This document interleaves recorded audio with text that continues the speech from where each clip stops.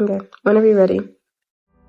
When you are helping out students with special needs, you cannot assume that they all have the same disability or the same symptoms. And for example, students with autism are basically, they have social deficits and not really intellectual deficits.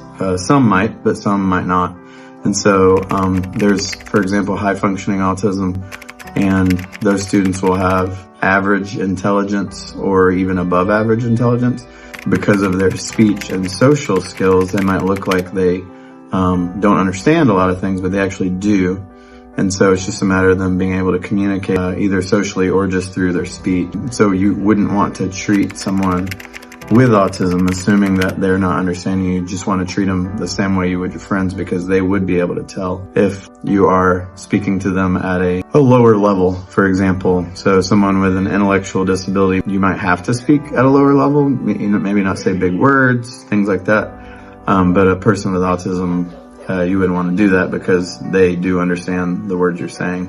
It's just a matter of them being able to reciprocate that with you, or to have appropriate social skills, as that's one of the common symptoms. So definitely that's why they call it a spectrum, because all students are different.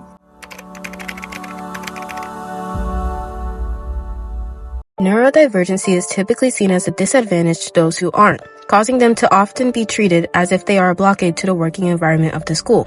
The preconceived notion that neurotypical students are better at their studies and extracurricular activities simply because they aren't neurodivergent is harmful to the self-esteem of those individuals. North Gwinnett High School consistently ranks high among public high schools for its academic prowess. To test this, we interviewed the first 10 students we saw in the halls and asked them how many APs they have taken. Around 10.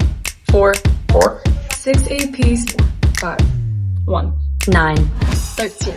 A statistic from US News reveals that about 74% of the student body at North is currently taking an AP course. According to statistics from US News, North Gwinnett High School is the number 2 high school in the Gwinnett County School District and has a 16% higher AP participation rate than the other top 10 schools in the county.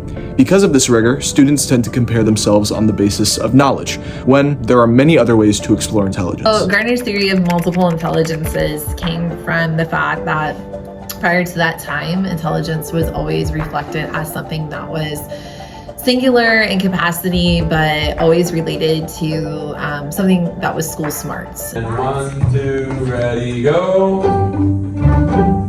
His research actually came from working with savants. A savant is somebody who has an island of brilliance, which means in other areas of their life, they might not be as capable or functional as another person, but that doesn't mean that they are any less intelligent, because they might be able to process things that the average person cannot. Narrowing intelligence to simply academics is a harmful perspective to put on both people with neurodivergency and neurotypicals.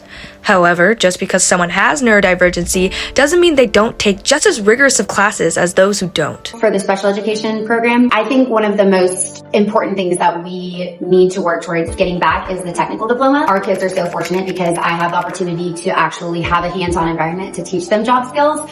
But for a lot of our students, especially the ones on an IEP diploma track, they're not going to a post-secondary schooling. And so their only option is a workforce, and they're capable. But rather than just being in school to learn academics, I think that a technical diploma would broaden that range and really bridge the gap between academics and the workforce, because our students need to have the ability to be able to learn the job skills, on-the-go training, just all of those day-to-day skills that, academic classes don't really teach. So we're fortunate to have JavaDog, but like I said, schools across the county, I think students with disabilities would greatly benefit if they were to implement a technical diploma again. Giving them time to learn, not only at their own pace, but in the way that they want to learn. Like, I may be a visual learner, but maybe they need to be more tactile, kinesthetic.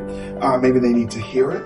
So I've learned to diversify my lessons. And I'm talking specifically about neurodivergent students now.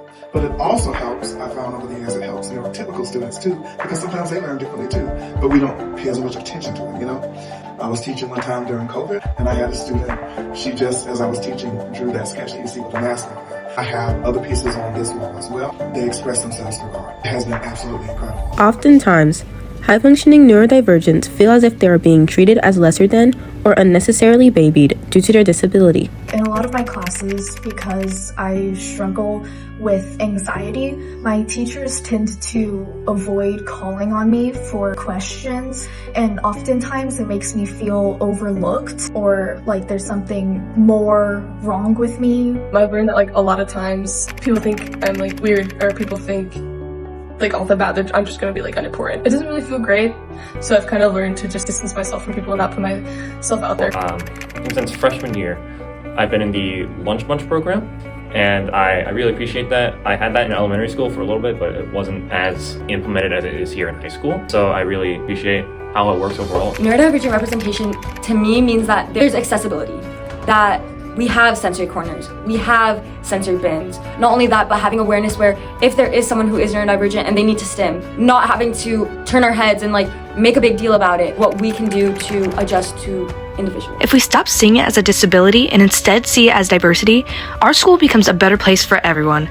Cause, let's be real, none of our brains work the same way anyway.